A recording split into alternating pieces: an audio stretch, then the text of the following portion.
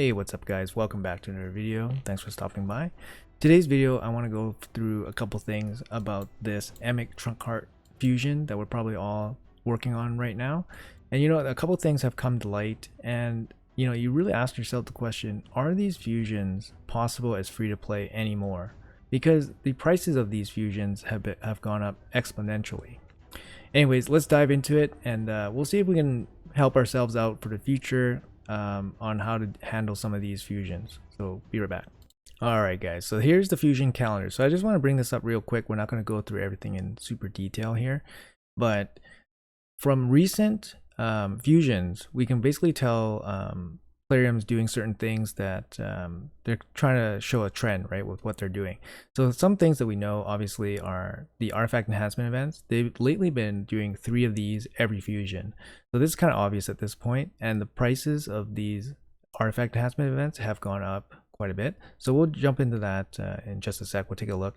The other thing we see here is we see 3 dungeon diver events. This is not always the case. However, when there are only 2, the threshold for one of them will be much higher. So in this case, for this emic fusion, there's actually 3 along with a second longer one. I don't know what the value of this will be, but I would not be surprised if this was more, because it's a longer event, which in Plarium's mind, it means that we can spend more on this event. It doesn't make that much sense because they had like a 5-day artifact enhancement event, and they made the threshold value so high. It doesn't make sense. It's like, how does someone farm that much silver like on a daily basis? Giving us an extra day does not mean we get an extra 10 million silver to blow on this event. And then giving us an extra day on this event does not mean we can spend an extra 2,000 energy or whatever they're expecting. That's just me exaggerating. But anyways, so those are the givens. Like, we know that these events will happen. The other thing is that we know is shards. We know we need shards for a summon rush, at least 1 summon rush, and usually a champ chase to go with it. But in some recent fusions, they have been switching it up on us. So as recently, for the first time ever, the Great Hoof fusion, they actually did 2 summon rushes. They skipped the middle champion chase, so they went summon rush, nothing, and then summon rush. That was the first time that we had 2 summon rushes, and that really caught people off surprise. Fortunately for everyone, that wasn't a great fusion, so not a lot of people talked about it or outraged about it, but it is what it is. In this fusion, we actually see a special secret summon rush here. I don't know what it is. I don't know what its purpose is, but it's gonna be kind of a trap. It's gonna be a trap for some people for sure. But anyways, just wanted to highlight a couple things on this schedule, and then we'll jump right into what I was talking about. So we do have a couple events going on right now. The artifact enhancement event, as I touched on, have increased in price for basically the last 6 months. So 47.75 is the new record, and it's going on right now for this fragment. So it's been the threshold for every single piece of the fusions for the past, I don't know, while. 47.75 is equivalent to about 15 to 25 million depending on your RNG. So I usually say about 20 million per event, which is absolutely ridiculous, because I feel like maybe a year and a half ago I would have said like 6 to 8 million would have finished this, but that's what we're looking at nowadays, about 20 million. And we've been getting 3 of those every fusion. So can a free-to-play player really get 20 million silver? Can they really get 20 million silver? And then they have to keep getting 20 million silver every, what, 2 days? Every 2 days, 3 days? Well, it's really tough, right? So that's something you guys have to consider when you guys are jumping into these fusions nowadays. Like, if you guys plan on not spending, like if you guys are low spenders, free to play, you guys definitely got to plan in advance. Like, these fusions nowadays are not something you can just roll out of bed and jump into. So you guys definitely have to like plan this out. So going into fusions, you definitely need silver. So let's put that in perspective. You probably want enough silver to do at least one of these events right away. So I would say you'll probably start with at least 20 million, and then you would try to farm basically 40 million in the span of the fusion, which is about 2 weeks. So I would say you probably need 20 million to start, which is, of course, is very difficult for some accounts, but that's going to be the thing. Like, you're going to need that to be able to farm fusions. The other thing here is the dungeon diver event. So we know that there's 3 of them in this fusion, but we don't know for sure how many are there in other fusions. But we've been seeing an increase in this dungeon diver threshold quite a bit, and it's to the point where it's really not possible for free-to-play players anymore to basically use free energy plus their daily login energy to complete these without spending additional resources. So in that case, you really need to prep yourself, and I'll show you a couple ways to do that. So if you're looking at energy, you need to have stuff in your inbox. So you need to have these free pots stored up and ready to go for every fusion. So you get these pots every 2 days, right? So unless you're not playing a game, not logging in and collecting these free rewards, you won't be getting these pots. But if you are, basically every fusion, which happens once a month, you should be able to stock up 10, 12, 15 of these guys if you don't use any of them. You know, it's hard, right? It's hard because you want to build stuff when you're not playing fusions and whatnot. But you should enter fusions with about maybe like 10 of these, or even like, you know, some of these pots saved up. So that's one way to do it. You gotta save up some pots. You gotta be ready. And that's just logging in. You guys don't have to do anything special. Here's some other tips that I got for you guys. So weekly, if you guys can plan or set up the weeklies to give you guys the rank 4 energy, ascend energy ready to go for fusions, that's great. That's an extra 2 pots. Monthlies, same deal. You can get 400 energy here from the from saving up from the sorry, rank 5 chicken. I forgot which one gives you 200 energy. I think only 200 you're allowed here. Okay, so that's other ways to get energy. Here's another way. Tag team. Here, energy. 1000 bars. Yes, it's a lot, but you're gonna have to just save this, and it's always up. It's on a 7-day cooldown, so just make sure it's ready for the fusion. Another way, we were fortunate this time, but we did get energy in the clan shop. Don't forget about this energy. 1000 energy here. That's why you guys gotta be on top of this clan gold sometimes, because, you know, for fusions it's definitely useful. This doesn't happen all the time, but it's definitely somewhere you want to check. Other thing, Doom Tower. When you start Doom Tower, make sure you got some energy ready to go. Make sure you guys progress in Doom Tower as much as you can. If you guys are not doing, you know, at least do, if you guys are not doing hard, at least do normal. Get some energy here, get some energy basically every day. So that helps you out a little bit. And, you know, if you guys are super stingy, or not even stingy, but if you guys are like really hardcore planners, you guys can save energy here, right? Like these rewards. Like for example, here's my live arena. I have all these rewards ready to go. Like I haven't picked up a single reward. I'm like here. So I haven't picked up a single reward. I have 6 pots, 7 pots ready to go. So like these are just additional places you guys can pick up energy to help you guys go through like your fusions, right? And in terms of silver, your silver is going to come from the forge or your dungeon farming. So even if you're free to play, as long as you're doing your faction wars every day, you're stockpiling, you know, perception, resilience, and then you can just craft these all off. The thing is, you gotta keep up with your Magi Steel, which means doing arena, which you guys should be doing anyways. If you guys need to progress towards fusions, you guys need to be able to do all as much content as you can.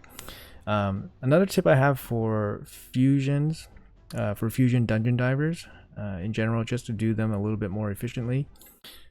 So I have, sorry, too bright, but basically this is the dungeon efficiency guide with the hard mode mixed in. So basically when you guys are doing dungeon divers, if you guys are looking for max efficiency, but basically the worst gear quality, you're going to be doing level 20. So if you guys do level 20, you get the most points out of it, but for the amount of energy, but obviously you're not going to keep a lot of gear.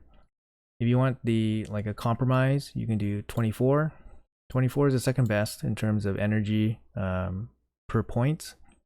You get some decent gear from 24.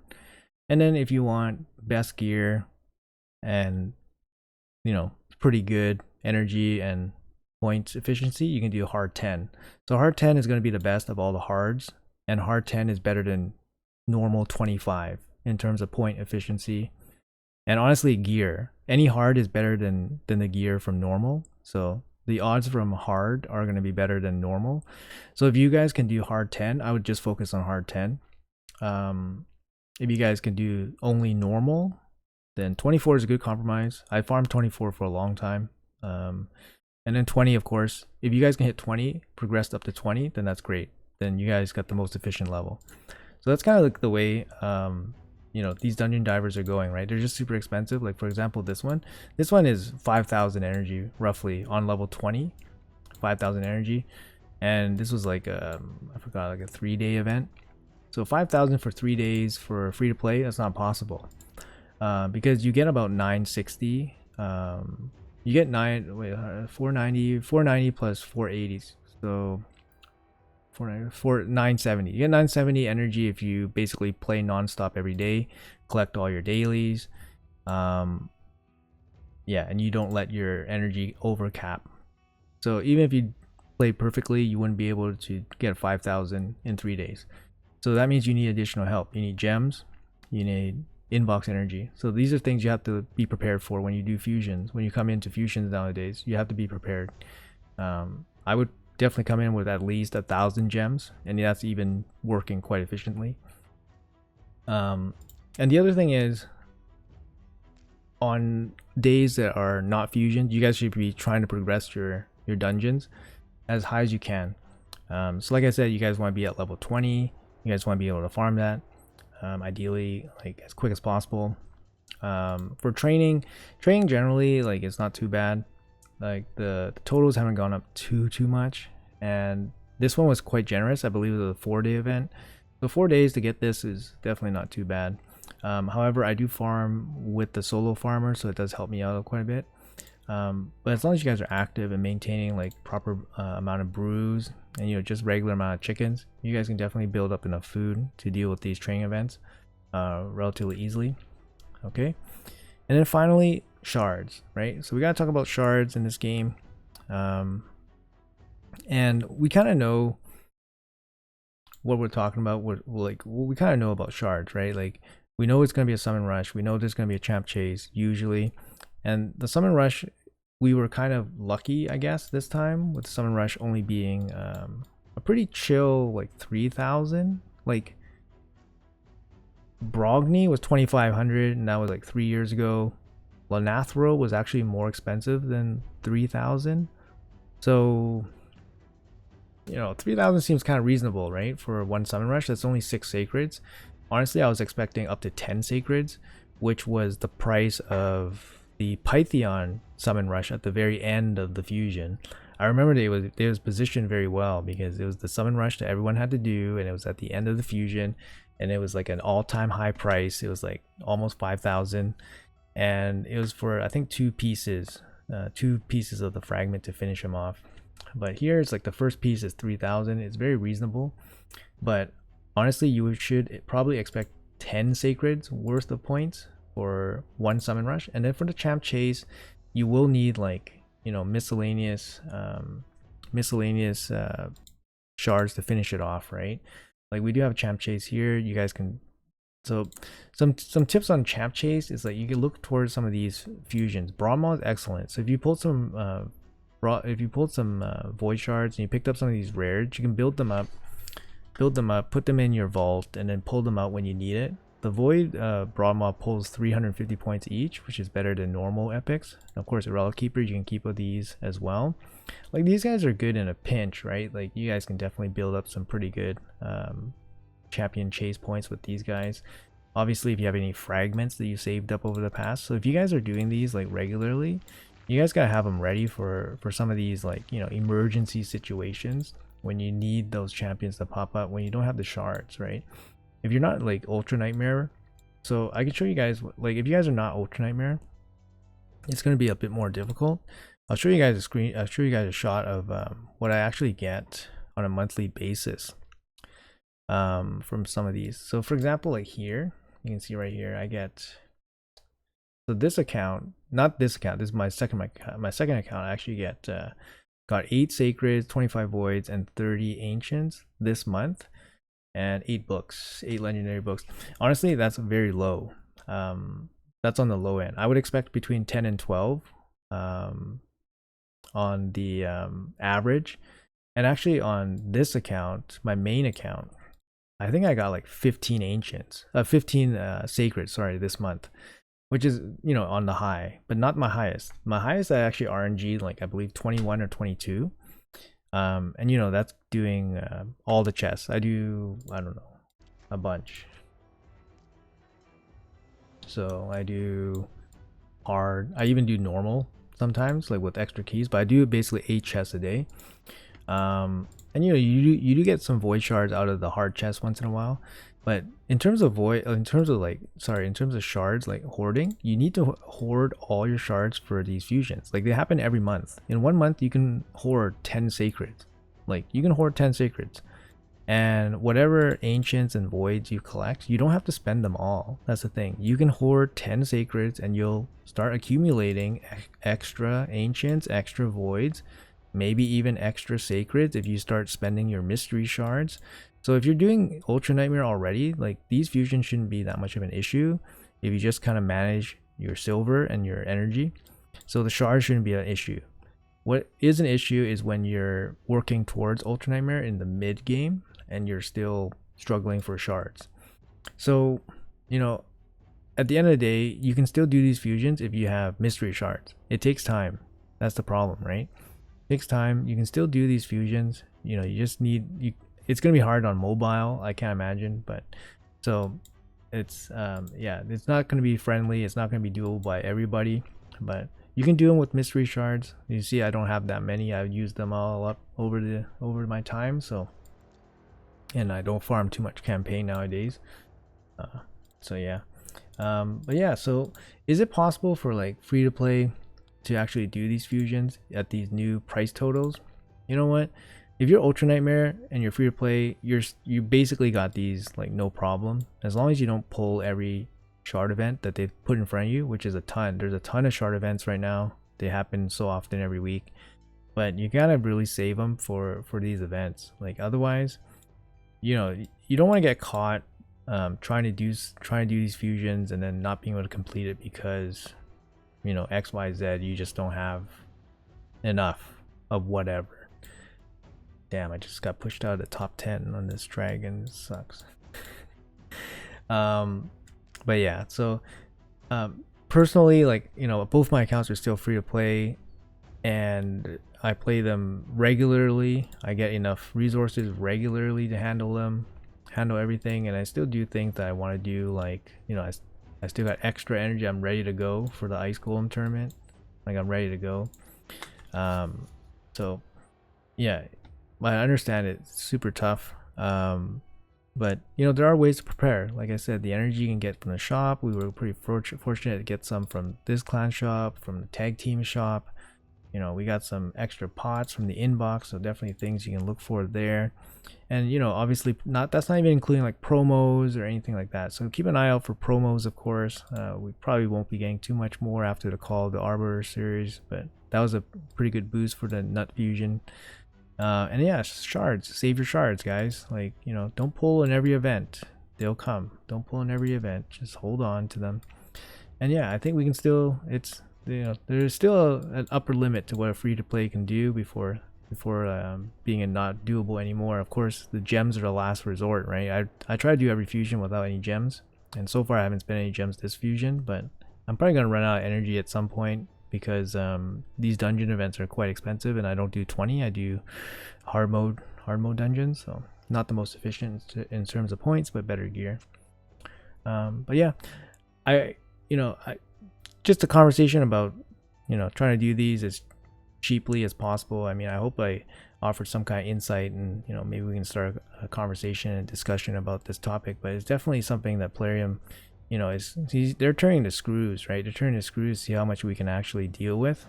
And I definitely hear a lot of people complaining and complaining about the dungeon divers, especially for the energy drain. And I think it's valid. I think it's definitely valid. So some of the things I say here, like, yes, they help, but they're these are valid complaints from people. Like 5,000 energy is quite a bit for 3 days. So anyways, guys, that's all I got for you guys in this video. Hopefully it was insightful, and hopefully it offered you guys some help for the future.